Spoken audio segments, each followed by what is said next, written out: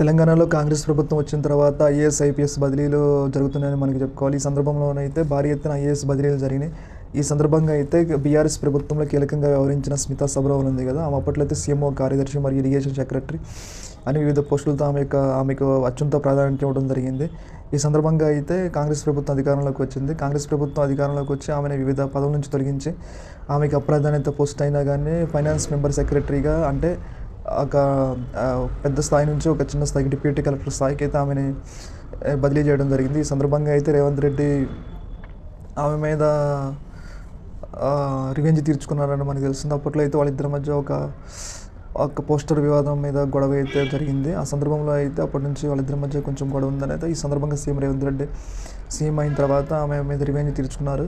మరియు ఆమె బీఆర్ఎస్ ప్రభుత్వం హెలికాప్టర్లో తిరిగే అంత స్థాయి ఉన్న వ్యక్తి ఇప్పుడు ఒక మెంబర్ సెక్రటరీ స్థాయికి పడేయటం అనేది